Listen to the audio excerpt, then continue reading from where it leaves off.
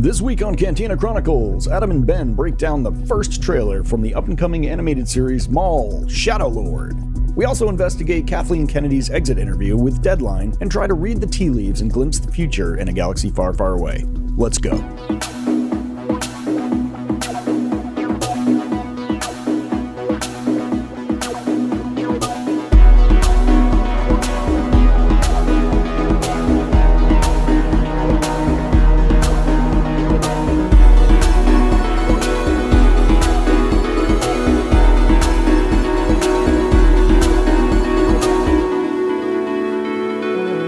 Welcome to another week of Cantina Chronicles. For those of you that don't know, Cantina Chronicles is a weekly Cantina crawl across the Star Wars galaxy where we have delightful discourse about all things Star Wars, including news, notes, and theory, synthesizing all media. We contextualize your canon, we are your landing pad for all things Star Wars. Grab a seat at the bar and let's chop it up. Adam Sagrona, how are you? Cantina. Yeah, I am excited to be here. Can't wait. I feel like we haven't talked Star Wars in a while, right? I know, it feels like forever. We've had some machinations in the background. We're kind of juggling a bunch of things. And so, with this podcast, actually trying to do some exciting new stuff. And I don't know, I think we're still putting out an episode a week, but the world is like going through hyperspace. I know. Yeah, it's very true. It's been all good things for the podcast, but it's been a lot. It feels like, same thing. Just life and the world, and it feels like it's been 3 months when it's been like a week and a half. Yeah, exactly. Poor Grant is under the weather and can't join us tonight, unfortunately. But he'll be back soon. We've got another campaign episode in the works. And then another exciting new thing coming as well. So yeah, all's well at the Cantina. Hope all is well with you at home. And we're going to talk some Star Wars, talk some news, and there's been a couple exciting tidbits of news that's come out. Adam, you have one that I haven't heard at all. Something about Galaxy's Edge? Yeah, so I think we talked about this maybe a few months ago. They mentioned that they were going to lighten up who was going to be in Galaxy's Edge, like what characters, right? Because it used to be very set in episode 8 and 9, and then they said that's true still, but then I was literally there 3 weeks ago now, and we did a lightning run through it. We weren't actually going to do it, and then we had time between your two rides, and my wife was just like, "You want to do the Millennium Falcon ride?" And our daughter's, who's 5, and I'm like, "Yes, I do want my daughter to fly the Millennium Falcon." It's literally all she's been talking about since we got back. So I'm like, good. She's like, "I flew in space for real," and I'm like, "You sure did, kiddo." I'm not going to say anything else. She got to she got to put the Falcon in hyperspace. It was great, and she wasn't that bad, which I was impressed by. She did pretty good. Yeah. Congratulations. But as we were kind of speed running through it, we walked right past Din Djarin and Grogu, which has shown up a couple times. Like, well, that's not era appropriate. Right. Yeah. I think they were there when you and I were there together a couple of years ago. Yep. Yeah. So they've always been lightening it up, but now they're opening it up to more. And so they talked about having a walk around like Han or Luke. I think Luke was the walk around. Okay. And Plo Koon is next, I assume. What's that? Plo Koon. Yes. Yeah. But now they went even further, and they're doing some stuff like Oga's Cantina, which is the bar there, is shut down for 6 weeks. Because it's still gonna be Oga's Cantina. They're still gonna have Oga as the proprietor. They're still gonna have Rex as the DJ, but they are retheming it or reskinning it to be closer to the original trilogy. And so what's happening at Galaxy's Edge is they're basically sectioning it into 2 halves. One half where the rides are going to continue to be sequel trilogy era. And then do you remember the area where there's the First Order area where they had like the that they're reskinning to be completely original trilogy. So that's like the original trilogy side. Oh yeah. And then there's the sequel trilogy side. Oh, interesting. Yeah, that's right next to Oga's Cantina. Yeah.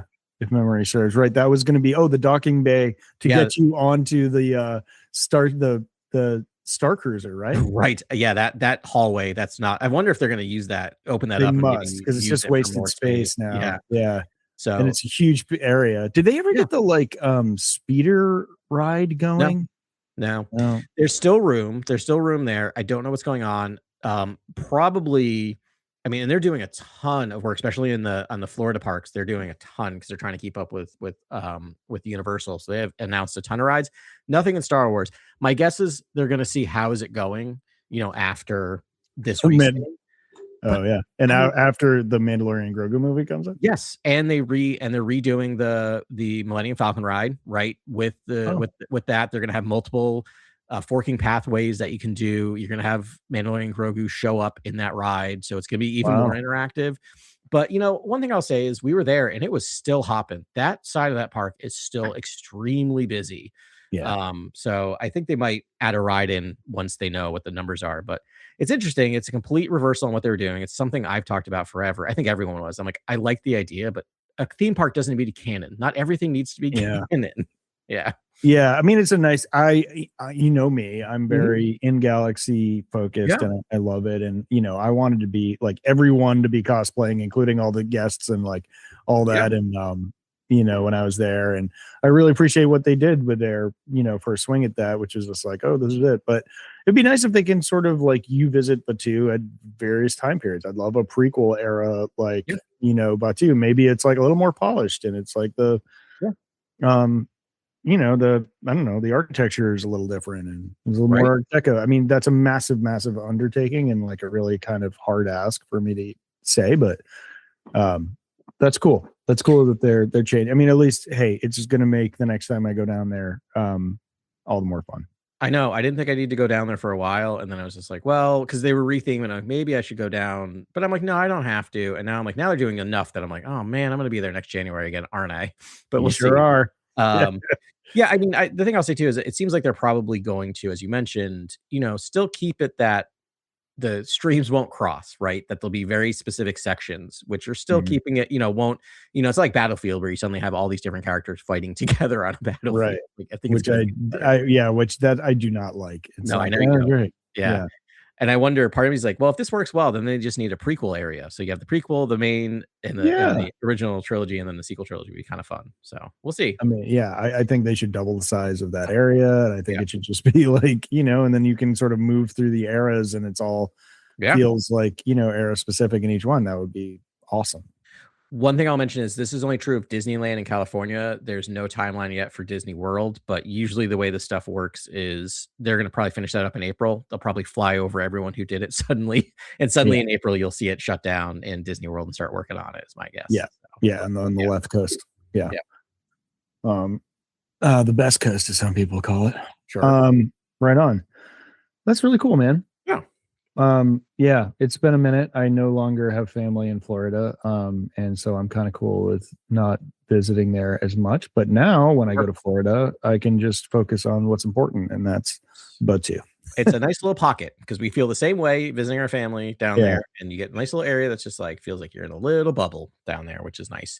I was gonna say something political, but I won't. But I'll just say we went on January 6th, and it was fascinating watching the people go into the Hall of Presidents on January 6th. Just saying. Just cool. saying. Far out. Moving Far out. Anyways, staying in our cantina and Yep. Feel free to cut that process, out. But cool. So we actually have some breaking news that came out today. We finally have a teaser trailer for Maul, and I think we mentioned this a couple of weeks ago. We're just like, shouldn't we have seen something for this by now? Like, right? Yeah. It's coming right up. Release date is April 6th. So a couple months from now. For this series. And they gave us a teaser trailer, but it was really trailer. I know. By my eyes. Same. I think anything over a minute I would consider an actual trailer. But there's footage and there's like narration and there's like it seems like a bunch of main characters were introduced. I'm really jealous of those Luxardo cherries you're gnawing on right now. Sorry. Well, I know. I mean, so we're in the cantina. Adam's drink of choice is always the proper Manhattan. Is it rye Manhattan you're having there? Actually, no. This time I'm doing my version of the Toronto with the Amaro. So I'm doing the rhubarb Amaro and you fancy lad. Yes, yeah, and no bitters. You don't need it with the Amaro, and then some Luxardo cherries. Yeah, that's all the sweet you need, huh? Ooh. That's a mean Problem drink is, right there. I love my Luxardo cherries, but I won't eat them until I get to the bottom of the drink, so that just makes me drink my drink faster. That's true. So, Well, that's when the Luxardo cherries get awesome because they've been yes, marinating in the exactly. booze the whole time, and then that's the real winner right there. Yeah, I just came from a different bar and had one of those in an old fashioned, and it was lovely. Yeah, sounds good. Since we're talking cocktails, we're having a little cocktail corner right here. Yeah, there you go. I have I really like iced tea and vodka. They're actually, I mean, I'm gonna do an ad right now. I'm not getting paid for this, but they are called Surfsides, and they go down like water. They're All right. amazing. But I was like, they're really kind of expensive for what they are. So I've been trying to make my own, but I've had to batch make them so that they're not too strong. Yeah, and I put a little pomegranate juice in there, and I think Oh, I could make it a little sweeter, but sounds delightful. that's I'm Yeah, have my own. When I'm not drinking alcohol, a Arnold Palmer is my favorite beverage, same. Yep. and yeah, but this is that. I think they call it a John Daly. When you add Oh, right. booze to it, Yes, that's right. that's clever little play on words there. Love it. Yeah, Um, yeah. Yeah, that is what I am enjoying right now. nice. Anyways, back to Maul and the underworld. Yep. Yeah. So Yeah. kind Yeah. of great. First impressions from you. Uh, First impression, which is not really much about stories, the animation it just keeps getting better and better and better, which is just blowing me away. And how Mhm. much how great this looks. I'll say I watched this with my wife because I was like, I have to do some homework before the podcast. You mind if I throw this on? She's like, sure, whatever. And she watched it with me. She was actually engaged, and she was like, wow, that looks amazing, the animation. And her Yeah. first thought was, I really was hoping I'd see Kira, which Yeah. God, I love the fact that she knows who Kira is. I feel like a very lucky man. Yeah. But the fact that Yeah. and the fact that she could peg it, like peg the time period to be like, Yeah. like I was impressed. So I was also similar to kind of waiting. I wonder if that shoe might drop later on. That might be kind of an Yeah. Easter eggy type of thing. Um, you know, I Maul is not one of my favorite characters, but I don't know. I think this did a good job. It made me look forward to it. Like I am kind of down for the grumpy nihilistic philosopher of or an anarchist, like an anarchist Yeah. Maul, like burn it all down. I kind of Yeah. appreciate that. So I don't know. I think it definitely piqued my interest. How about you? He's a nihilist. He believes in nothing. Yeah. Yeah, so I was gonna say the exact same thing. I was just like just slapped in the face with how amazing the animation is. It's just like Yeah. from like Bad Batch like kept taking like leaps forward, and then this is just another, progression of that. It looks stunning. Yeah. And I can't help but think that like Andor is rippling through For the sure. galaxy far, far Yeah. away.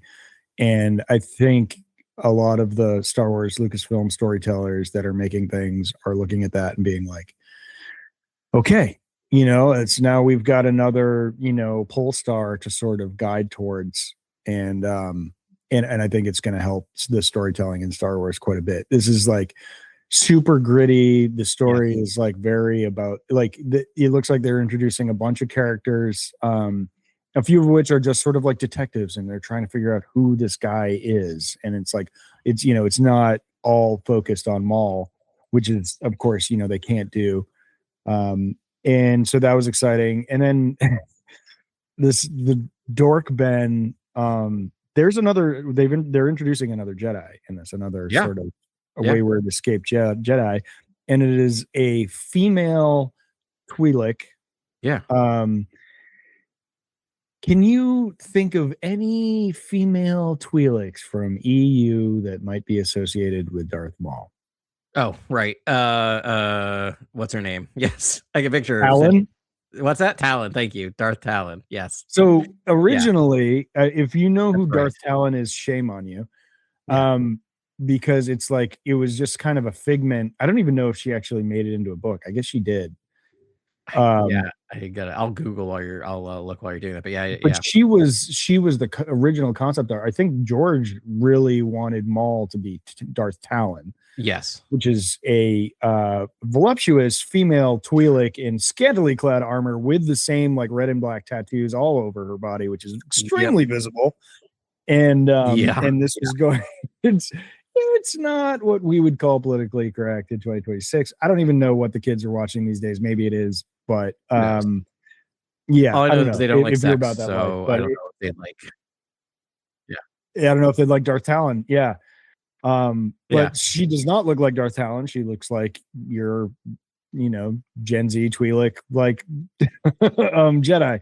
But the fact that she's Yeah. here and Maul's here, and we know that Filoni is, I'm going to say it, shameless about his affection for all things Lucasian. I Mm-hmm. just wonder. I just wonder Yes. if Darth Talon might exist in a not too I distant future. I think that's a good bet. I think it's a good way to bring her into canon. Also, kind of recontextualize her, right? Like give her a little more Yeah, yeah, agency yeah. and give her an interesting backstory. She's obviously no canon appearances. She was all over. I remember this because I looked it over. She was all over the Legacy comics way back from like the mid 2000s, like 2006. Okay. Which I read way back when. But she was one of the main characters in that. So anyway, Darth Crate era type thing, but it would make sense that they're Okay. bringing her more into this era, and I think that's a really really good call. Um, yeah, I mean, I love the idea of watching another Jedi fall, even though I'm kind of sick of that in a weird way. I thought I Yeah. would sick of that, and then I'm like, you know what? I could watch that. Is if it's the thing is, I know we don't have to open this bag, can of worms, bag of worms, can of worms, bag of worms. Anyway, I like uh, bag of worms for some reason. It doesn't make any sense. I know. But maybe you keep your I know, worms in but a I like bag. open up a bag. You just open it up and it's a giant bag of Who worms. keeps their But worms in a can? That's ridiculous. right? I think we all do it in bags. Literally, I went fishing. We got him a bag. You got him in a bag when he went We put them fishing. in a bag. Bag of Um, worms.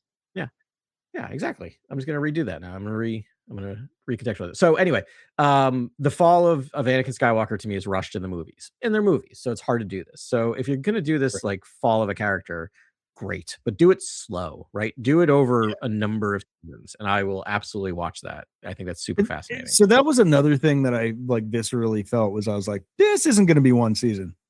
This is going to be a No. bunch of seasons. Like Yeah. probably another 4, 3 or 4, like Yeah. Rebels, like Bad Batch. Yeah. It feels like the start of something that's got legs. I really thought it was going to be kind of a one-off. I don't know why, but I did. And Yeah.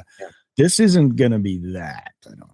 No, especially since there's nothing on the horizon right now in terms of live action other than Ahsoka season 2. Like it really feels like we're going into a fallow period of Star Wars, in terms of like stuff going away. So Yeah. but there's going to be room for the animation. I think it does. I mean, I'll never count them out. Bad Batch to me is a miracle because when you showed me, when everyone told me Bad Batch was coming and you showed me a preview, I'm like, I could not care less.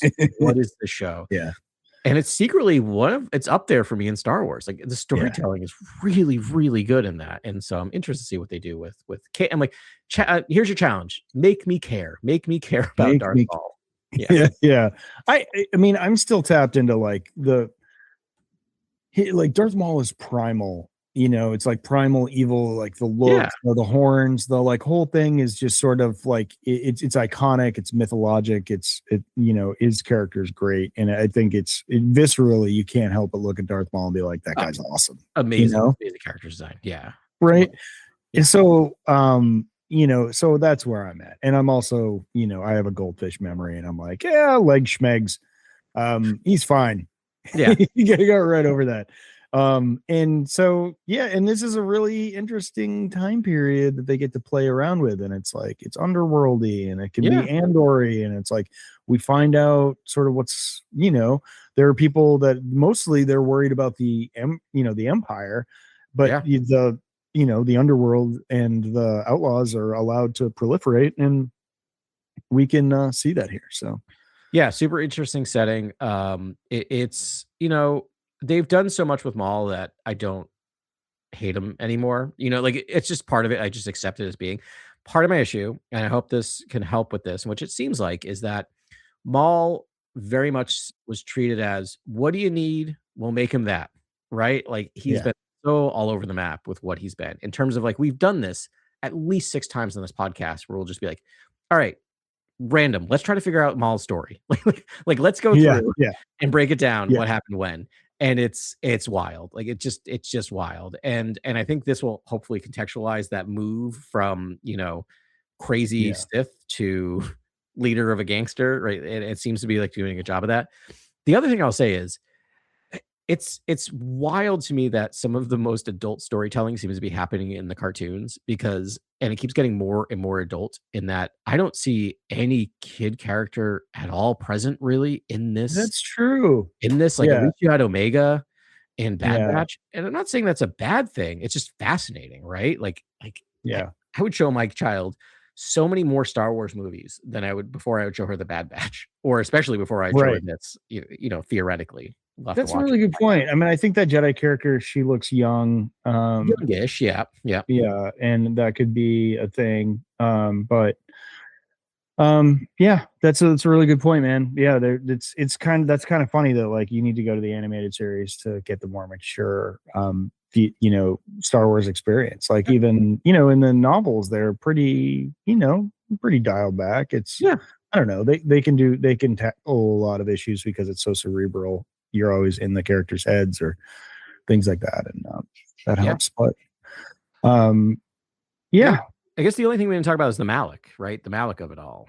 Right. Yeah. I mean, so there's Inquisitors that come in too. I mean, that's the melee, right? You have the Empire there, and then you have this nihilist, like I'm calling him a nihilist now because they believe in nothing. But and it must be exhausting. They just I mean, he's there, he's fighting both sides. He's like, I mean, who knows what's motivating him? Probably power. Is he looking for another like apprentice? Does he just want money? Like, I think he's motivated against the Empire. Actually, this makes a ton of sense. And I'm sorry that I buried the fact that you introduced the Inquisitors, but I'm gonna get there. Go for it. So we do know that Kira eventually took over the Crimson Dawn. We know that Maul founded the Crimson Dawn, right? This criminal syndicate. We know the ultimate end of Crimson Dawn was that it was a play against the Emperor. Yeah. And I just wonder if that was also Maul's founding principle, was to take down the Emperor by creating a strong enough network of underworld agents. Yeah. I mean, in this preview, they go out of the way of saying the Emperor wants you dead or something to that. Yeah. Right. And we know Maul holds a grudge, rightfully, I would say, against Palpatine. Yep. And so I love that idea of just the long game and then Kira playing out that long game too for different reasons. Right. But wouldn't it be fascinating if like the tail end of Maul, or at least like Maul's legacy, is also trying to bring down the Empire, like the rebellion? Yeah. Not for good, but also trying to destroy the Empire. It'd be interesting. Yeah. Well, so in Clone Wars season 7, where he's like has that beautiful confrontation with Ahsoka, he spells out, and this is the part that overlaps with episode 3. He's like, no, like the Emperor is running the galaxy right now. Like you need to take him down. He is the one that needs to, I don't know. I forget if he tries to recruit Ahsoka or what, but I think, he spells it out, and he really spells out that like his ultimate, like, nemesis other than Obi-Wan is the Emperor. And he's like, I might after a show, if I'm in bed, which I normally read, but I'm like, I might go watch season 7 of Clone Wars, or at least that last like that like goes right through Revenge of the Sith, because I need to rewatch that. That is spectacular. Yeah. So I was looking through through a IGN article, is kind of like the who's who of this, like who's playing who in this in the show. Yeah. Named actors and stuff. But I was looking at the Merrick thing. I don't know the name of the actor, or I don't recognize this. AJ Lo Casico. I don't know who that is. Okay. But it doesn't seem like that character talks much. Yeah, I wouldn't think. At the very end of it, it says, we may even learn how Merrick dies his original death in the series. Wolf. That's an interesting line because I don't think we've ever confirmed officially that he died, right? Like that we talked about it on this, but like the fact that he seems to be a specter when he dies or his Yeah. whatever. So interesting. I guess that's going to confirm that he's like a force ghost in Inquisitor or armor or like a force demon or poltergeist. I don't know. Well, I think so Yeah. this is dovetails with Ahsoka season 1, the live action series, when we see him get slain by Ahsoka. I mean, we know there's dark magic at work there, to paraphrase our man.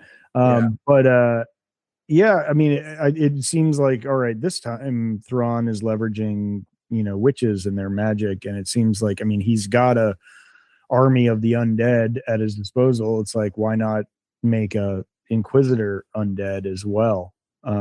Which seems like you could actually, that would be a lot of power at your fingertips if you were trying to bring back all the dead. Yeah. Sith or Darksiders. I mean, I'm there for it. Yeah. Yeah. That leads me to a question though. So we talked about this on the podcast. I think you and I talked about this. Another one of our, like, just the two of us podcast. I think when we did the ranking, right? When we did the power ranking of the Inquisitors. Yeah. We really got to this idea of like, we didn't think he was undead. We thought he turned, instead of a force ghost, he turned into like a dark side, wraith of something. Yeah. So let's assume he's a dead and a dark side wraith. And so the way to kill it is basically to just open a seal in its armor and then it just escapes as steam. Yeah, it's like Tupperware. It just goes bad instantly. Seems like a real weak point. But anyway, all right. I don't know. Interesting. Yeah, I mean, that's keeping the whole spirit in there. And once you like create a hole or something. Yeah. Once you let the air in, everything goes bad. Let's not get it. Well, I mean, that's the thing is like, okay, did he? So, I mean, we're talking about this right now because the last scene of the trailer appears to be Maul vivisecting Malik with his lightsaber, and it's like, oh, it looks like pretty like safely you can say that he killed him. So that's why I think that reads like maybe this was his first death that he died, but which makes Malik a very interesting character. I love that. I mean, he's one of my I loved him in Ahsoka because I'm like, who is this? What is this? And then his death scene was like, it was one of those things where I'm like, this is great. This is classic Star Wars, right? Where it's just like something happens and it's not explained. I'm like, thank you, don't explain it to me. It's just lore.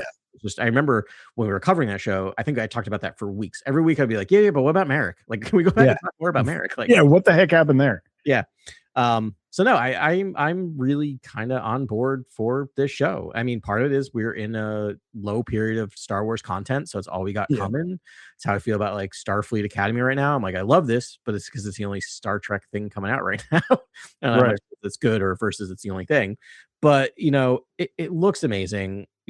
I'm fascinated to see what they're going to do with this because I have no idea what the plot is. And it's always interesting to frame your entire show around a anti-hero at best, villain at worst, right? Yeah, absolutely. Yeah, a lot of titillating stuff there.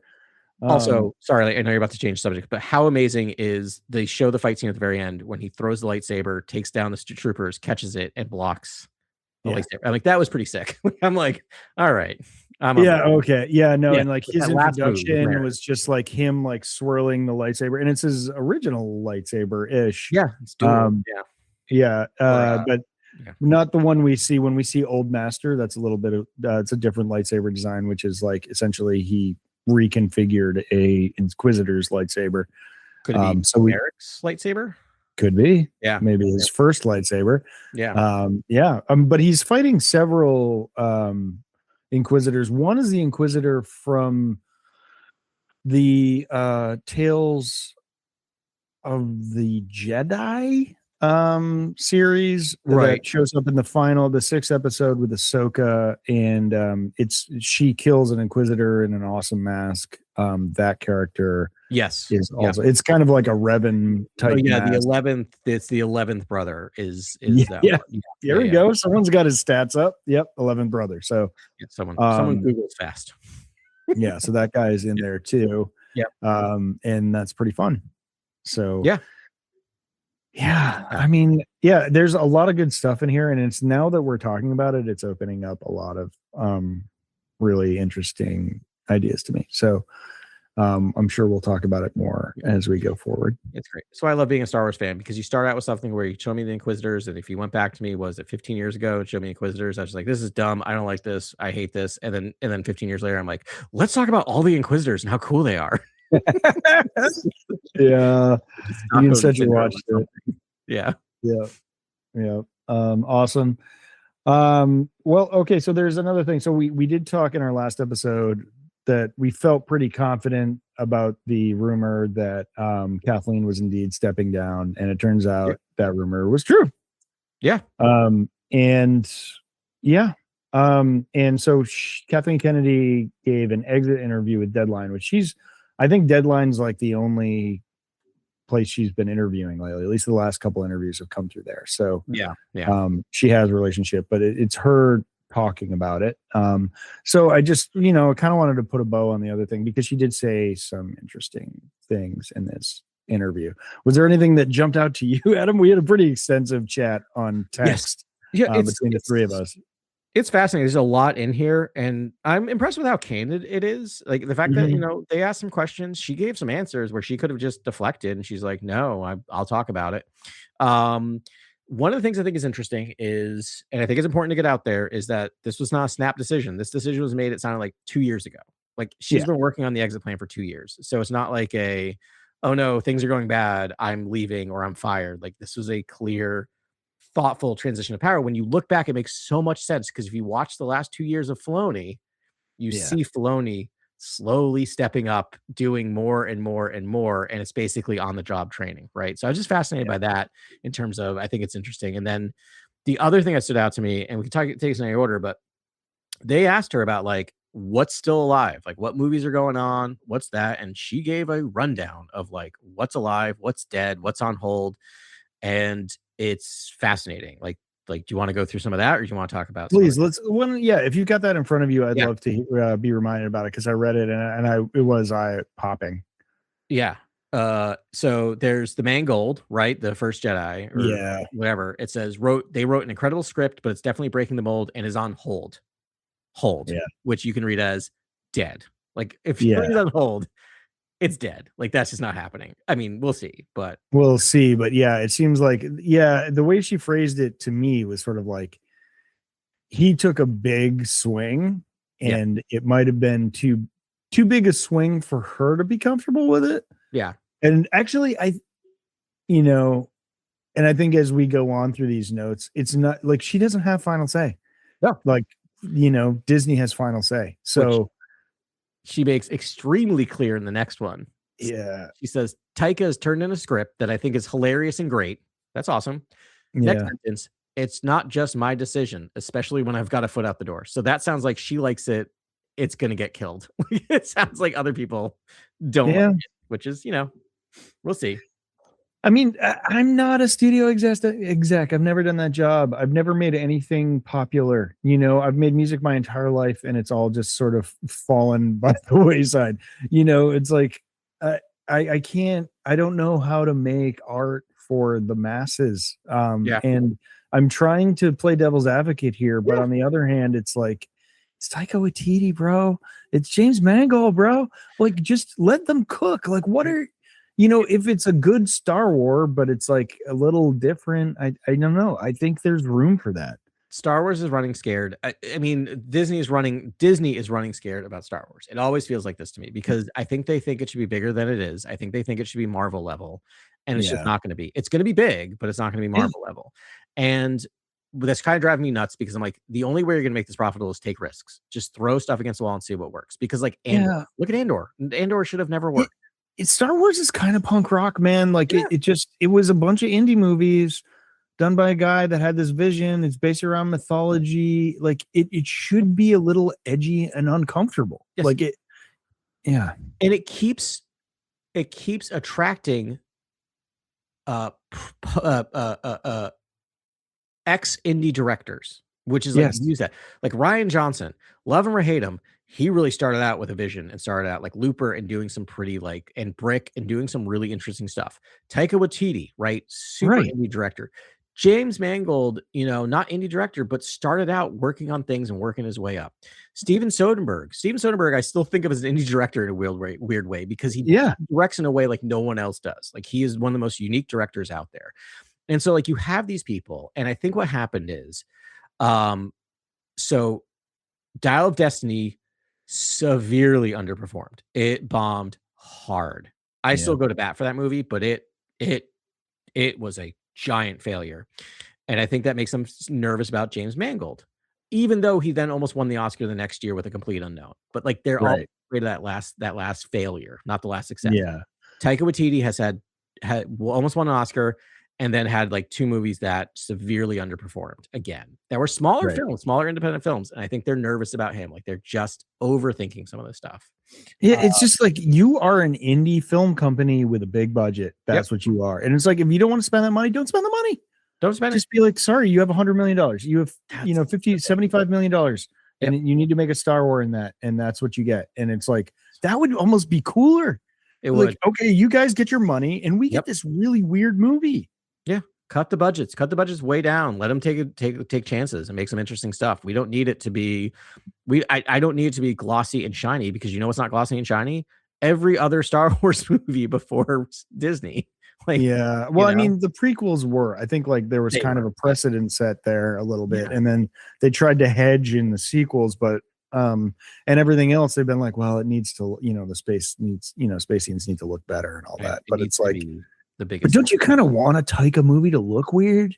I do. Yeah, it should. And it should be low budget and should look weird, right? It really should be. Yeah. Not like low budget, but like you said, like I don't know, 150 million instead of like 400 million. like I don't know, like almost just like using models in space again. Like he would have so much fun, and I think vibes are a really important part of Star Wars movies too, and they should have that sort of agreed. That creator, we're all in this together, let's just try and make this vision come together, like feel to it. Anyways, not trying to say should, but those things were hard to take in, because it's just like, well, all right, who's going to run this thing, and how much water does Filoni draw? I know. And I mean, is this really Filoni's choice? Can he just greenlight these 2 movies? No, because he has there's masters now. There's what's that? Yeah, he's masters now. Yeah, so he is co-lead, right? I can't think of her name because Grant's not here. Grant gets every name. She's the business side of it, right? So she can squash, which, I'm glad they split those up. I still am. I think it's good to split those up. But above everything else, you have Bob Iger, or whoever is running Disney at that point, has final say in all this stuff. And I think that Bob Iger is, love him or hate him, he's done some really good stuff for Disney. He's done some really bad stuff. I think he does rule with a bit of an iron fist in terms of like this is going, this is not. I don't know. All speculation. A couple other ones. Sorry, Lin-Wen Brennan is the co-lead. So confirmed what we talked about last week. I think is a great hire, or not a great hire, a great promotion. She's been in there forever. I think it's wonderful. But I think it needs both of their, which is not a bad thing to have both the creative and the business side sign off on something. Because it's not like Lin-Wen Brennan doesn't know talent, doesn't know a good movie when she sees it. She's been in the industry forever. She went, she was there, dates back to the prequel. So it's like, she's there, but it's like there is a financial side to this, and there has to be. I mean, but Iger's leaving, right? Again, probably. Somehow. Yes, they actually asked her about that. They're like, so Iger left and then came back, and she was just like, no, that's not happening. She said that's not happening for her. For her, that's the thing. She's like, no, I'm not an Iger. I'm out. I'm not coming back. So a couple other ones. She mentions Donald Glover. Donald Glover says they turned in a script. All he said is has turned in a script. End of sentence. Don't know. Okay. I will say it's the only script she does not mention quality about. But who knows? Which could actually be a positive thing. Could be. Yep. But I mean, the fact that people are writing makes me excited, and that script's coming in. Then she goes out of the way. Well, not out of her way, but she does talk about the Soderbergh and Driver, and says it was just great. Like that was her statement. And she says anything is possible if somebody's willing to take a risk. I'm somewhat, if I had to put a bet on which of these movies actually get made, I might bet on the Soderbergh movie, because it has so much goodwill behind it right now. And like, how do you not say yes to that man? The fact that you have a person like, Did you ever think Adam Driver would come back to Star Wars? Of all No. the people, I'd be like, I thought he'd be the one to be like, I'm out. I don't want to do this stuff anymore. Yeah, I don't care. Bye. I've got 10 other great scripts in front of me that I'm gonna go after.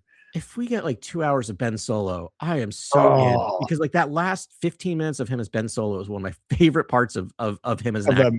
Yes, of him as an actor. It's my favorite. Yeah, it's my favorite parts of the sequels. Period. Yeah, definitely my favorite part of that movie.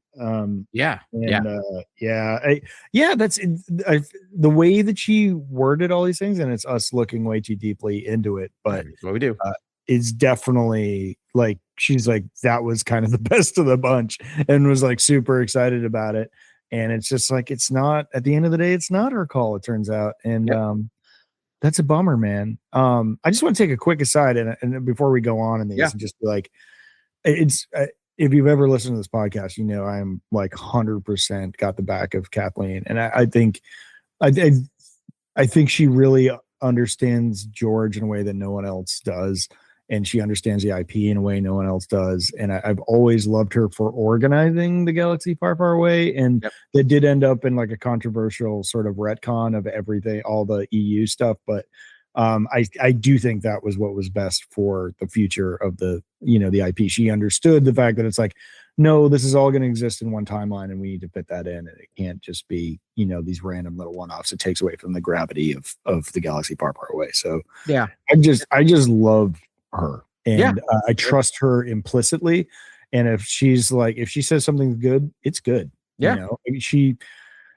The fact that she looked at Solo and was like, yeah, not quite there. I mean, I don't know any of this stuff. Maybe she's like, she's too conservative, but again, she's got an eye that I will never have, which is like understanding what's going to make money and what's not. And I don't know, but maybe, we all make mistakes and all that, but who knows? In a separate world, we may be 10 more Star Wars deep, and we might have been burnt out by mediocre Star Wars, right? Like who knows, right? Like well, we're about to find out is what I'm saying.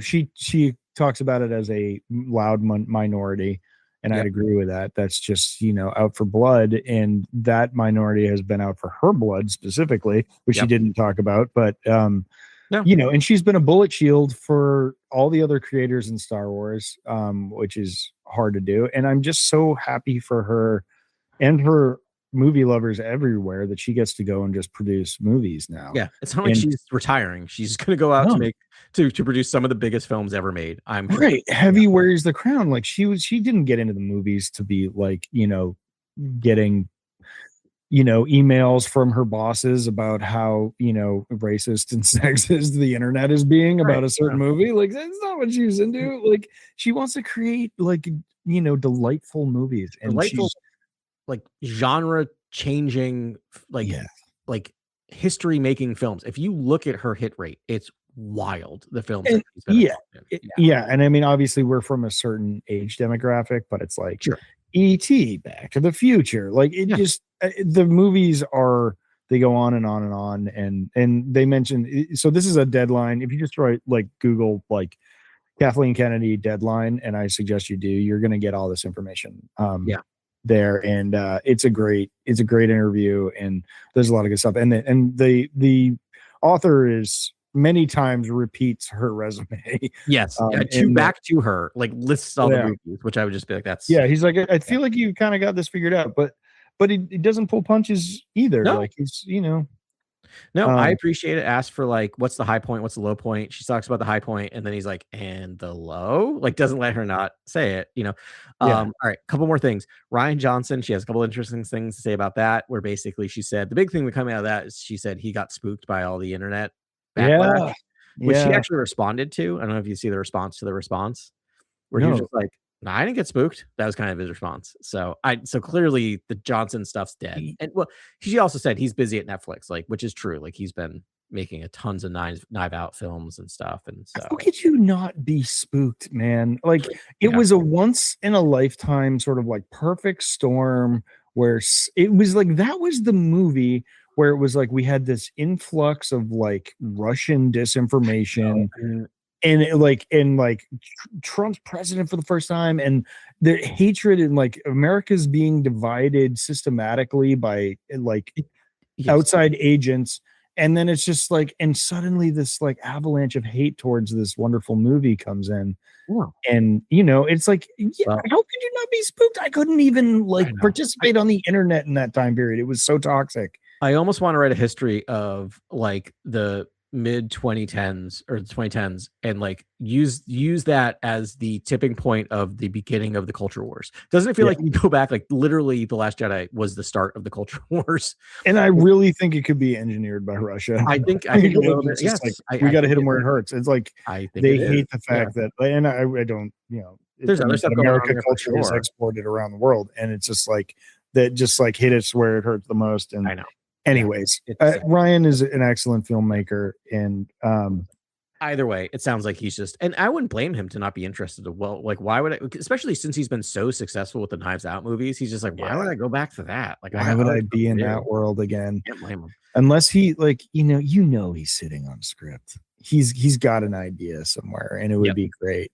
But maybe, so it feels like this transition is just really beginning.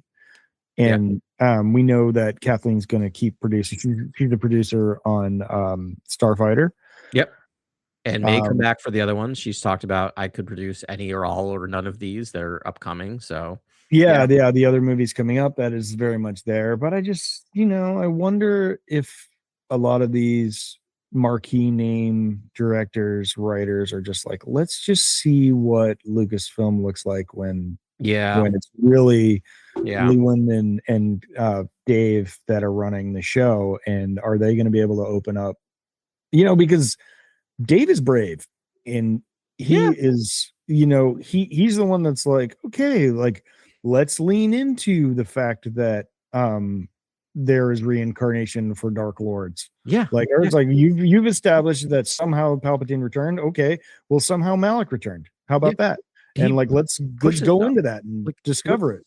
What's the Bendu? Like the Bendu, right? Like that's a wild thing to pull into Star Wars. And like I love the world between worlds. Like okay, let's add another dimension between dimensions. Like all right. Yep. I do not love all of his decisions about the lore, but what I will always love is that he's willing to make decisions about lore, which feels like that's not happening in Star Wars right now. And so like I would rather take 10 decisions about lore, 7 which I love, 3 which I don't like, to just make it, to move it forward, to do something with it, be experimental. And I love that about him.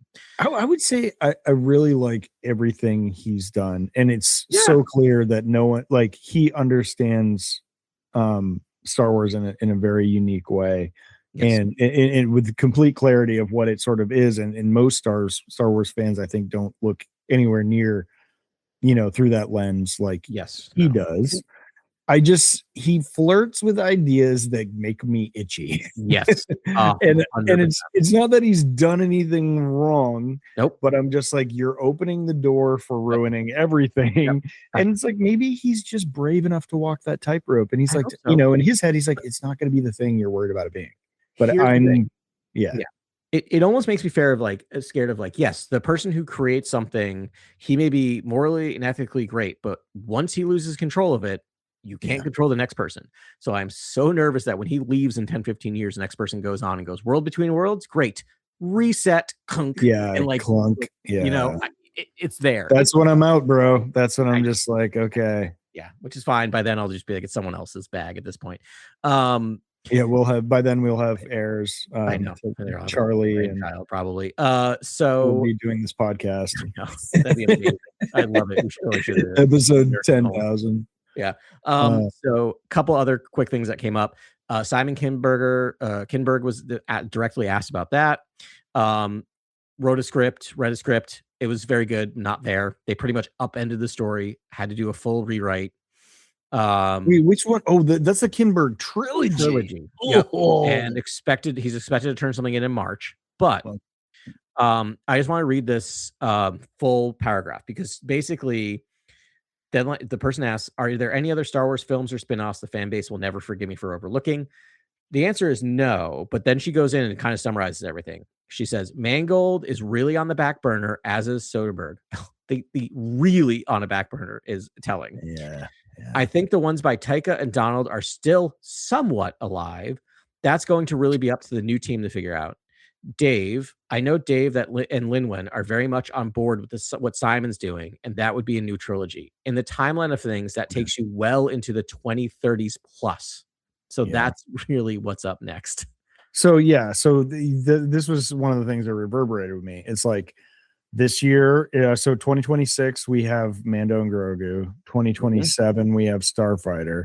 It's if the Kinberg thing gets off the ground, 2028, 2029, 2030.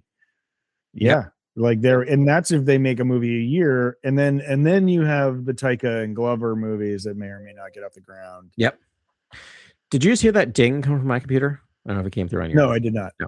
So one thing that was not mentioned at all was the Rey movie. And so I literally just did a word search for the word Rey, and 0 of 0 results. Oh, wow. Which bums me out. I mean, maybe part of it is like that's still in the works and she doesn't want to talk about it, but I don't know. That makes me sad and nervous that we're not. That's a really good point. She didn't talk about that at all. At all. Yeah. No one ever said the name Rey, her or anyone else in this interview. That's thousands of words long.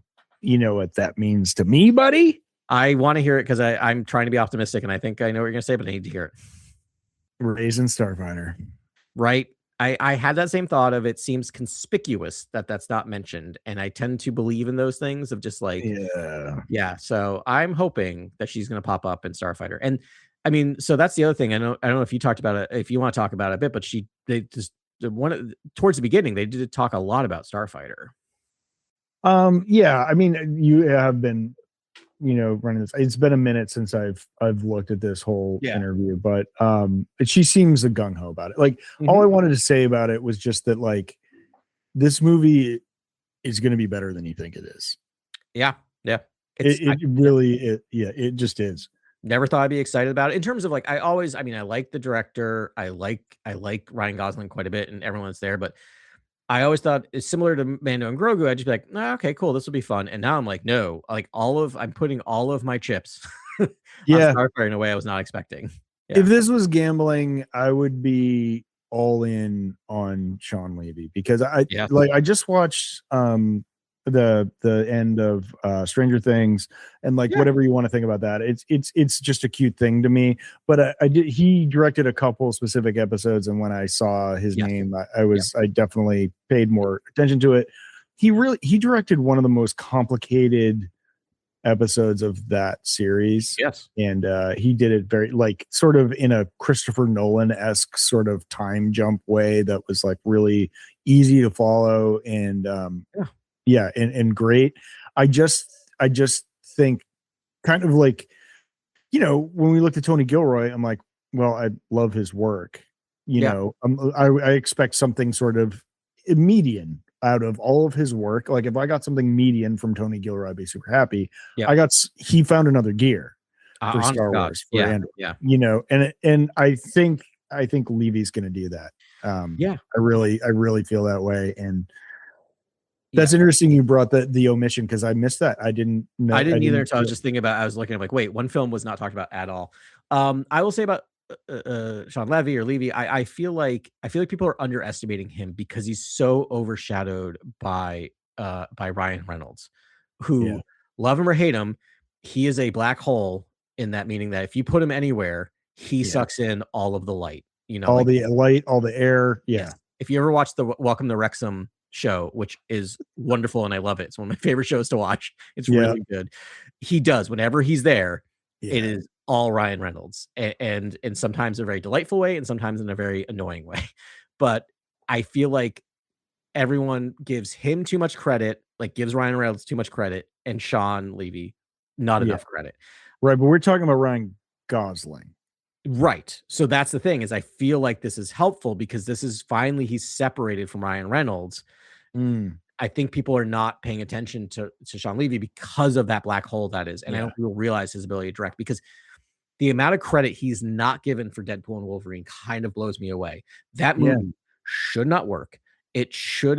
The fact that there's an R-rated Marvel movie that is in canon that works, that is delightful and funny and action-packed and also has a bit of heart in it. Like I went to that movie thinking, oh, this will just be fun. And I was kind of halfway through it going, this movie's kind of amazing. Like what they're able to do in this movie, Yeah. like, pull in like the TVA and all this like deep lore and also still have fun. I don't know. It's not, I don't think it's the best movie ever, but I am shocked. It was kind of the Fury Road of Yeah. Marvel movies. Yeah. It's you're like this. There's nothing about this that should work, and he just did it in such a beautiful way, and it was such a fun ride and an evolution of the Deadpool series. Yes. I think an evolution into whatever Deadpool is. I know, It's I like it's know. a very weird space, which makes me even more encouraged by his talents. Yes, and that's the thing, kind of brings back to Stranger Things. That movie is on it. It should be a super complex film in terms of dealing with multiverse, dealing with like going in between things, like going into like a mystical land, like Yeah, fighting like it should be super complex. And he's able to take something like that, similar to Stranger Things, and direct it in a way where you never feel lost. Like it is yeah, actually a weirdly complex film that doesn't feel like it. And I'm like, that's what Star Wars is too, right? Star Wars is yeah, dealing with big ideas, weird ideas, but you never feel lost in it. And I feel like yeah, that's kind of perfect for him. Yeah. yeah, yeah. Exactly. The other thing that kept coming up in that interview is the author or the interviewer kept asking, "So is this just a standalone film, or is it more than one film? Is this like Yeah. He brought it up again. He's like, "So you again?" never answered my question, by the way." Yes, and she's very coy. She's like, "Well, it's meant to be. It was. I can't remember if she says it is or was. I gotta It look it up. was meant to be a standalone. Yeah, It she's coy was. as well. Notice the past tense use of the word Yeah. was. Was is very different than it is meant to be a standalone film. Was means like that was the plan, and now we realize we have more to go there.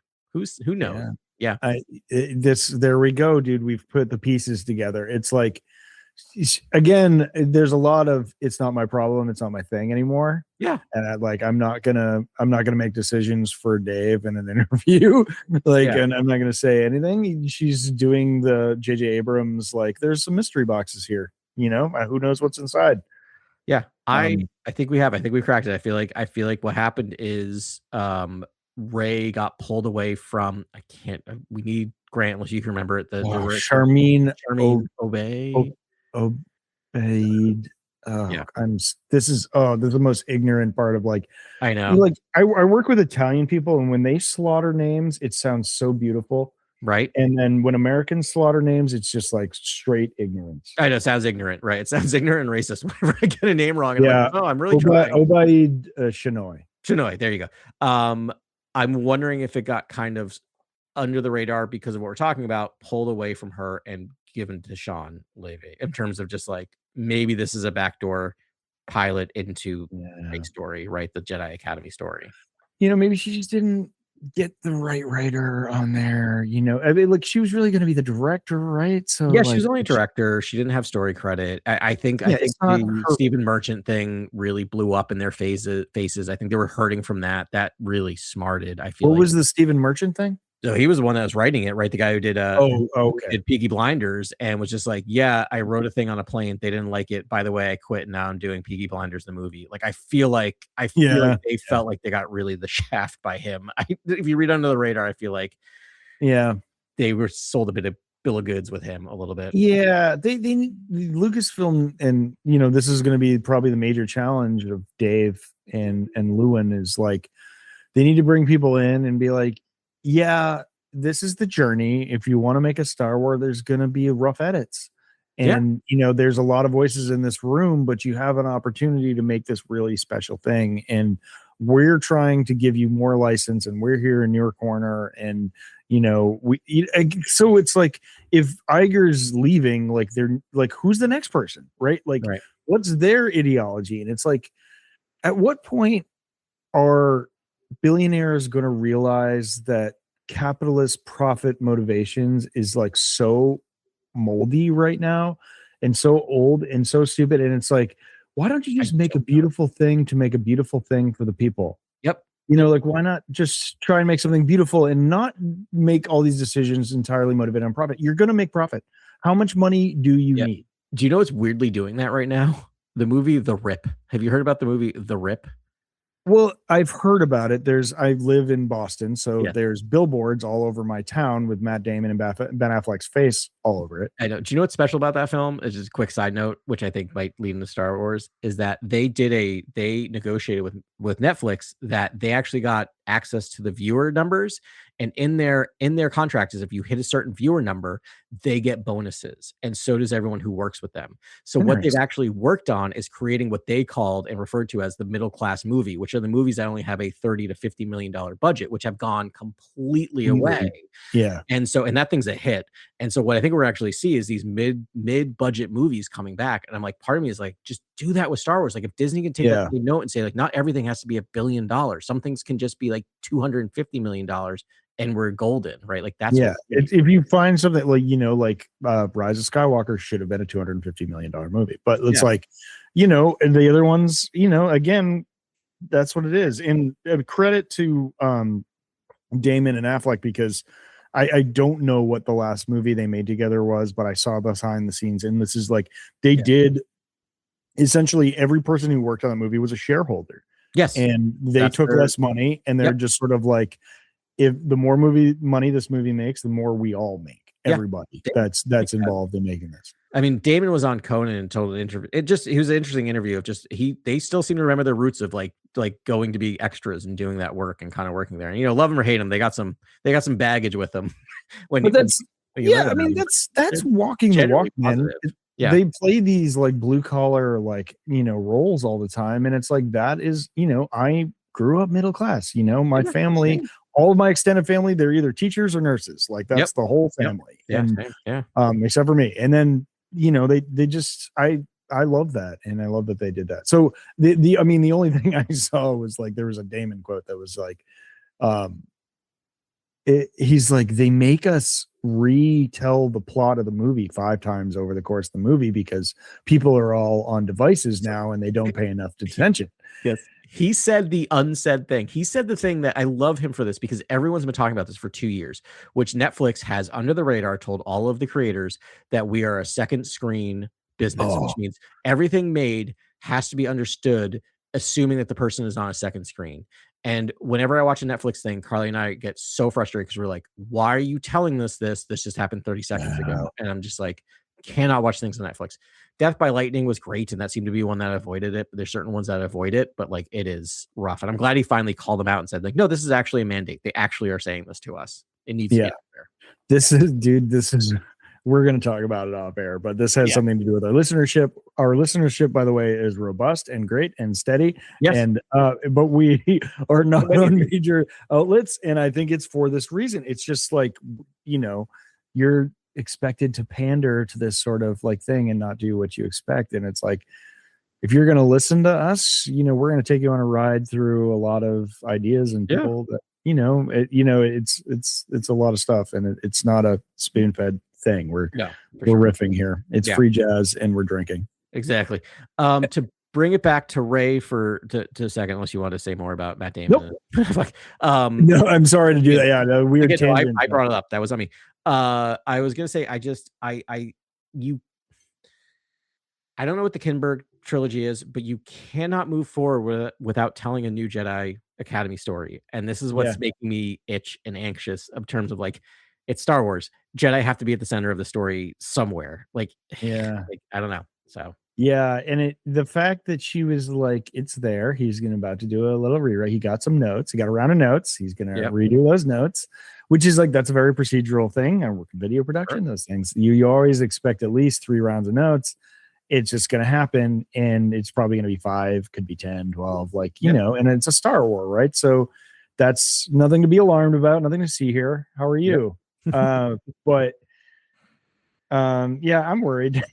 And I mean, but again, she was pretty coy about it, and she's like, yep. And that's all going to be a Dave Filoni problem, and he can, not problem, but like decision. That's his thing. Yeah. I'm out. He'll deal with it. Yep, yeah, we'll see how the next thing goes, and Filoni and Lewin will look at it and be like, okay. By her quote, they seem to be all in on the Kinberg thing, so it's more of just which good or bad. I will not, for my sanity, go through the list of movies that man has made, because it will. Yep, don't do that. Nope. So but I like the fact that they've identified someone. They're behind them. They're like, promoting something, because at least it feels like so many of these things like, yeah, let's see what happens, and then it just putters out and dies because, if you don't water something, it dies. It feels like some of the stuff just dies in the vine. Like, I don't know. Listen, these things I know to be true. Yeah. Kathleen Kennedy cares about Star Wars. Yes. Kathleen Kennedy promoted Dave Filoni. Dave Filoni cares about Star Wars. Yes. They're not going to put something out there that's like mid garbage, probably. And so if they're behind it, it seems like this is it Levy or Levy? Levy? I think it's Sean Levy. I think it's Levy. I'm so ignorant. I'm doing my best here, people. I watched like 5 interviews with him recently too, and of course didn't get his name pronunciation right. But don't worry about it. Yeah, like it seems like he's kind of changing things, and this has always been the Star Wars ways. It's like, Andor. Oh, that's interesting, and then maybe we'll sort of adjust what we're doing in Bad Batch, and then maybe we'll adjust what we're doing in Maul, and then and this exciting, wonderful story is going to be told by Sean Levy, and it's like, and then they're like, okay, how does this affect the next thing that we've already given to Kinberg? And there's going to be a lot of pressure on Kinberg to do a proper thing, but I think the support system is there. I think so. The fact that Filoni's there and doing it, I trust him. I mean, the thing I trust about him is that if it's trilogy, that trilogy will be well planned out, right? It's not going to be this, let's do this, then this, and this. He will be like, this is the start point, this is the end point. Get us from A to B, right? And do what you need to do in 3 movies and surprise us. I'm very excited to see the first thing out of, and I love Kathleen Kennedy too. I'm 100% with you. I'm very interested and excited to see the first thing that's under him fully, because I think it's going to be interesting, and I think it's going to be wild, and he's going to take some risks. And, apart from what that vocal minority says, who never wants Star Wars to change, you evolve or you die. I mean, that's the way it is in entertainment. I mean, right now, I don't want to call out Marvel, and maybe it's in the process of evolving. I think the reason why Marvel is starting to die is it's never evolved. I think it's starting to. I think something like Thunderbolts was actually a pretty interesting take, and it did try to do something different, and I think it got people's attention. Thunderbolts fan club, member of one, Adam Sternborn right here, just like president. Thunderbolts are great. Thunderbolt's great. I loved it, but you're much more detailed connoisseur of Marvel. I mean, it's not perfect, but I'm like, it was doing something that the other ones weren't. I mean, and then you have Captain America: Brave New World, which is just like, we're going to try to do the same thing, and boy, did that a clunker of a movie, which is a bummer. That was a movie. Captain Brave America: New World. Yeah, remember Red Hulk? Brave New World. Okay. Yes. Yeah. Remember, it was originally called New World Order, and they realized that probably isn't a very good name for a movie. Yeah, that's a bad one. Yeah, that's a bad one. But evolve or die for Star Wars, and I think Filoni will evolve it. I mean, he evolved it the first time with Clone Wars. Like, Clone Wars is a really evolutionary change of Star Wars. Same with Rebels. Again, it's just he does. This is for Grant. He does have. I mean, it seems like he sort of targets really like younger than I prefer my Star Wars because I'm older. And I'm biased, but we'll see how he evolves. So that's actually was going to be the first thing, and it's so funny that we've come around and we're both like, who I trust? Dave Filoni. Oh, because never a sentence I thought I would say in my life, but anyway. But now that we're talking it through, right? It's like, well, like, what is Dave going to allow to happen? Like, but so this was the beginning of the interview with Kennedy, and it was just, she's like, yep, we're passing on to I think she started with Lewin, and please tell me haven't mispronounced her name 100 times. No, I think it is. Oh no, it's Lin Wen. I have been mispronouncing it the whole time. I think you were saying Lin Wen earlier, and I think you just started moving over to Lewin. To inside Lewin Davis. It's Lin Wen Brennan. I'm so sorry, Lin Wen. I know you're listening. Yes. And I'm very sorry. But it's not a name I hear a lot, and I'm a stupid American, so here we are. I do. Yeah, Lin Wen's a great name. There should be more Lin Wens. It's just so she's like, Lin Wen like has an amazing resume and just been involved, and no one's heard of her before, but it's or very few, I think, common knowledge, like casual fans would know who she is. I didn't know who she was until it was there. And then she's like, and Dave really understands George, and he made Clone Wars, and that was really great. And he and Pablo Hidalgo, everyone talked to him about Star Wars. I'm like, none of those things scream like scream. You should be a head of the biggest IP. Yes. But I mean, as a fan, yeah, that's who I want. I want someone. I want to have an encyclopedic knowledge of or conversation with the head of Lucasfilm. Yep. I want to talk to Dave and be like, what were the motivations of Qui-Gon Jinn when he was a Padawan? Like, and he would have like a measured response and no, like that's a very, very good thing. But it's just like as a head of your entire giant thing, like one of the biggest IPs of history. The other thing I'll say that in favor is that I am impressed. He seems to play well with others, right? Like the fact that like the Filoni, him and Filoni is fascinating, right? Because if you look at Filoni as a Favreau, if you look at Favreau as a director, I mean, most things he works on, he worked on himself, like some of the Vince Vaughn stuff. But he was very solo kind of writer. That's a good point. And then he's never had anything but good things to say, especially at the beginning. He would talk about like just sending Filoni scripts and Filoni, bromance, full bromance. And if you can get along with one of the biggest a pretty high profile director. I mean, Favreau is because he's an actor, you kind of undersell him, but he's directed some huge things. I mean, Favreau's a beast. He's a Hollywood beast, dude. Yeah. Everything he's been involved in has been amazing. And I think he just seems so cuddly that people don't think about that sometimes. And I feel like he's not a jerk. No, exactly. He seems like actually a good person. So the fact that he works well with others creatively is very interesting to me, that he might be able to be like, hear people, but also steer them, like be able to brainstorm with some of these creatives to be like, yep, go off and do your thing. Have you thought about this? Have you thought about that? Great. Let's work on that. I don't know. We'll see. It's that dork factor. I mean, so we talked about this like literally 300 episodes ago. God, yeah. But it was, we thought about this sort of power couple of like, you need someone who knows film and then you need someone that knows Star Wars and you need to team them up. And that it's kind of, they've done that on a macro scale. It's like, okay, there's all these storytellers. They are all fantastic people and great directors and storytellers. And it's just like, but then you have Filoni to be there for all of these things at a macro level to be like, have you thought about this? It's like, well, actually, this is sort of the thing that happens in Galaxy that could take your, story and move it in this really interesting direction. And that's what we've got now. And like, if he's just on the creative side, yes, then he can focus on making Star Wars great. And Lin-Wen can sort of, again, be the bullet, actually quietly just take care of, make all the hard decisions that no one would ever want to make. Yeah. I mean, she'll be the one that shuts things down that need to be shut down. Right. And move things forward.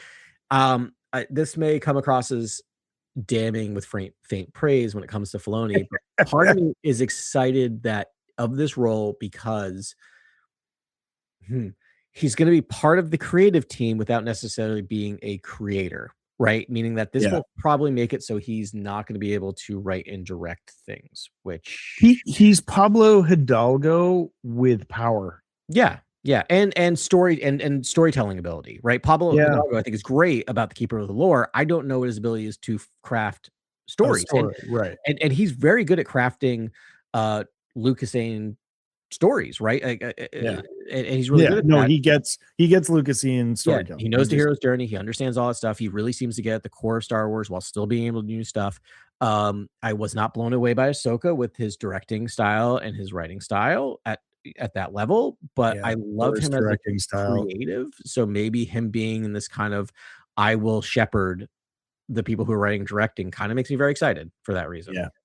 Yeah, because he can then cast that great space. I'm expecting big things from Ahsoka season 2, and I do love Ahsoka season 1 actually. But there are certain episodes are better than others, and it's just I don't hate it. It's right in the middle for me. There's a lot of things I really love about it, and there's other things that are that's fine. I mean, it's not bad by any stretch of the imagination. Yeah. No, he is kind of a perfect fit there, and I think this could be a very good thing for Star Wars going forward. Doesn't also feel like he's just kind of like Ahsoka season 2 feels like he's almost like, and I'm done, right? Like I've told the stories I need to tell. I've told Ahsoka's story. Like maybe this is like his way of kind of wrapping things up. I've said it over and over again, that season's going to be a monster. Yes. I think it's good. I mean, I think it's going to be Heir to the Empire modern version. Yeah. And I think it's going to be a beast of a season, and a lot of stuff's going to happen. It better be. I hope it is. I hope they realize, and I think they did when they're making it, this is the only Star Wars series coming out in the foreseeable future, like live action. Like I don't even know when it's coming out. Is it? Oh, it's next is it this? They have not announced this winter. It's going to be this year, but it's supposed to be this year. Yeah, it's definitely this year. It's wrapped filming, right? It'll be post. I'm assuming it'll be post of Mandalorian Grogu, but pre. Yeah, it's just the only thing is to confirm for 2026, but that's it. Yeah.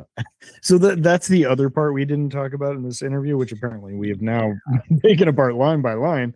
Yeah. Is she's like really excited, like lines and lines and lines about how much she loves Starfighter. It's going to be amazing, all these things. And then she's like, and Mandalorian and Grogu is a very different movie, and that's going to be good too. That movie. I am so worried about that. It's a TV series that's going to be put on the big screen, and you're welcome? ? That movie, my prediction is that movie is going to that might be the Solo of this decade. It wishes it could be Solo, bro. In terms of the fact that it's going to severely underperform, I really think it's going to severely underperform. I mean, you could really cut out the legs of what goes forward, and people are like, that was it. It makes me, that might also be the death knell of the Mandalorian. That might be the end of this thing, but it makes me feel very, very relieved that Starfighter is wrapped. Is that correct? Yeah. We're pretty close. No, I don't think it's wrapped. I think they just started filming. They just started. It'll be wrapped before. It should be wrapped before. Yeah. It's not wrapped, but they're filming. It'll definitely be wrapped before the end of before Mandalorian Grogu just sputters out in the theater. And by the way, if I'm wrong, I will be so happy to be right. I don't want to be right. I'm like, please prove me wrong. Every time I'm like, I'm like, it just says nothing burger all over it. Yeah. And we've been through this road a million times, and Grant right now would be screaming 3 more amazing plot points that would make that movie really compelling, as he's done before. It's 4 months away. There's a Star Wars movie coming out in 4 months. Every other Star Wars movie that's been 4 months away, we've been salivating about. Every single episode of this podcast 4 months out would have been speculation about this thing. We forget. That trailer was such a nothing burger. It was just like, there's nothing going on, and you're like, oh, cute puppets. And then it was like, that was it. You explode some explosions, and you got a new vehicle back, and you're like, is that it? I know. It's really... It's making me real nervous. I don't want to be there like folded in the theater, but oof, I don't know. My hope is that they're like, so this is what, so Lucasfilm, this is, Bob Iger and your buddies. This is what you want the future of Star Wars to be? And it's like, sure, we'll make that movie. There you go. Here's your big put butts and seats, and it's going to sell tickets, and it'll do fine until the first reviews start coming out. And then, and then they'll be like, Han Solo didn't die. Nothing happened. There's like nothing that draws to it. And this is all me being cynical and scary. But it's like Rotten Tomatoes score 78. Yeah. That is my prediction. 78, which is still certified fresh, but right above certified fresh. It's going to be like, because they're being paid to keep it fresh, but they're just like, I can't in good conscience. Or just like, or reviewers be like, you can't call it a bad movie because it has a. I'm sure it won't be a bad movie. Well directed, it's fun, but it doesn't do anything, right? Right. It won't be a bad movie. I don't expect a bad movie. I'm gonna have fun. I'm gonna watch it. I'm gonna love it. But it's not gonna move the needle for hyper dorks like you and I and probably our listeners. Sorry, y'all. But it's there's gonna be no lore. It's just not going to happen. And I want to see some Snoke and Luke's severed hand stuff in there. No. Or some First Order stuff or something, but it's like, I don't think it's going to happen. I do not want that movie to fail. However, if it's what we're saying, which is taking no risks, playing it safe, I do want it to underperform because I want them to take that lesson, right? I want that as Iger's leaving and everyone else is saying, maybe this is not what we need to do. Maybe Star Wars needs to be weird. Make Star Wars weird again. Right. Make it indie, make it strange, make it cutting edge, make it punk rock. It's like, do you really want this to be Marvel too? You know, like just watch the first half an hour of Return of the Jedi. Like, come on. That's so freaking weird. That movie is so strange. Like, like basically a drug-addled worm and all of his like passed out, like he has a drug den. There's like people just passed out of drugs, like sleeping around him. Like it's a drug den. Like it's amazing. Like it's a drug den with a giant like fat worm. And and as a kid, I loved it. Like you could still do that stuff and it still be a movie that children can watch. Because you're like, what's happening? It's like he already tried to feed people to this one monster. You've got a bigger monster you're going to feed the other people to? Yeah. He's like, that's okay that he killed my one monster. I've got another monster, and we're going to throw a party over the top of it, and we're going to feed people. You know what's amazing, Ben? I never even thought about that before. And that just blew my mind. Because I know it. Like, because I've watched that movie so many times, but that is hilarious. That he's just like, well, you killed my smaller monsters. Now let's go see the bigger one. That's great. Yeah. Good thing I had a backup, even bigger monster. Yeah. That's hilarious. I love that. Lovely. We'll have to ask Kwame about that. All right. Yeah. Really, really fun, man. Let's put a cork in it for now. This was really great. You got me excited about Star Wars, man. I'm so excited that we've been talking about all this because now, once again, I'm excited about Maul. I think that the series actually can go some really interesting lore-based places that I didn't think was possible. And you've rejuvenated my faith in Filoni. I think actually, I think this is actually a great thing. I didn't come in here feeling this way, but just having the back and forth, like that's what we do. Yeah, this is why it works. We're not, we both brought our negativity to this conversation, and here we are. Yeah, exactly. Yeah. I mean, the Filoni thing's kind of, I think it all kind of hinges on like how much water does he and Lin-Wen pull, right? In the overall say, and it with whoever is the person they answer to. Yeah. I don't think they're going to play it safe. That's not Filoni's thing. He's never played it safe. He's never, ever played it safe. And he's always made compelling story that has been in galaxy, like an angle you've never thought about. I've never thought about. Yep. And taking it in a really cool direction. And, hey, what more do you want than that? Like, you may not love Rebels, or you may not have loved Clone Wars. I don't know. There's probably people that don't out there. I've never talked to them, but it's, but it is Star Wars. Like it's Lucasian bravery. And I mean, it's fun stuff. Rebels is one of those things that I was sleeping on it under the radar when it happened, and then I went back and caught up with like season 3, and I'm like, wow, this is like the truest Star Wars I've seen in the longest time. Like it really does feel like a Lucas thing. Like it just well, when we started doing the Pillars of Star Wars, and by the way, our Pillars episode is episode 100. Of Cantina Chronicles, but you can go in detail and core world news in random places. But that's when I was like, okay, let's make our own checklist of like, what does a Star Wars need? And you look at Rebels and you're like, yep, it's all there. You can just go right down the checklist and you're like, it's all there. Yeah. And that's when and that was on my rewatch, and I was like, you know what? This is everything I ever wanted from a Star Wars. And it's like, again, targeting a younger market, I feel, which is cool, and it should. But it but like as far as what I want out of a Star Wars, it's all there, and it's really great. Yeah, no, agreed. It skews a little young, but it is there, and I feel like as Grant and I've kind of narrowed down is like Star Wars is for teenagers, right? Like teenagers seems to be the core group that it is. And you can go, the nice thing about making something for teenagers is younger kids can watch it and appreciate it, and older people can watch it. Like the fact that my daughter watched the newest, not new, but the one from the 90s Parent Trap movie, and as a 5-year-old was fascinated by it, where I'm like, and it's completely fine, but that movie is for teenagers, and she just dreams about being a 15-year-old or 13-year-old at summer camp, and I'm like, this is interesting. And it's so cute.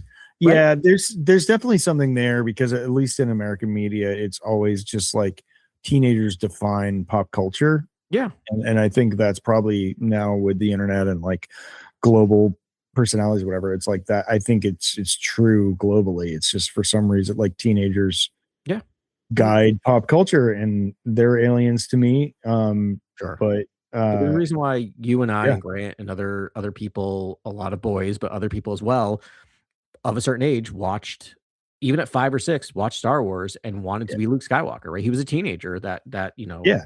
we could identify with, that feeling Something of about the whole entire world ahead of you, and that promise of greatness, and it's just like, you're just dumb enough to make the right decision, and yeah, there's something to that. So, anyways, we're now super defending him when he doesn't need any defense. I know. I don't know why. Yeah. I'm feeling good about this, and yeah, I'm excited. It's gonna be great.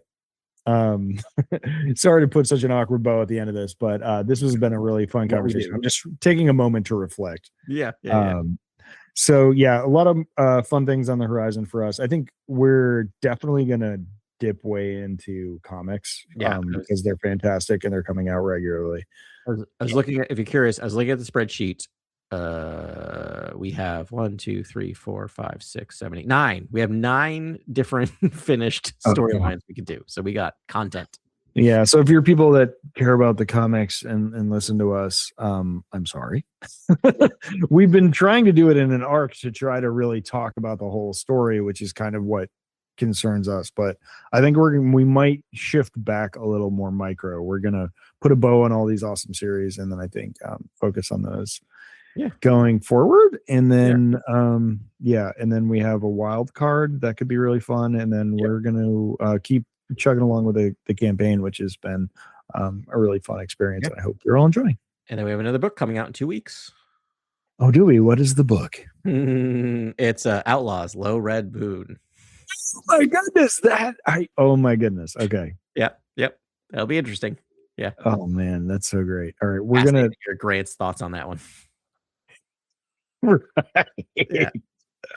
Oh my gosh. Do you have an author for Low Red Moon? Not off the top of my head. I did not include that in the. You knew Low Red Moon off the top of your head. Well, I was looking at the spreadsheet, which I have. It's by Mike Chen.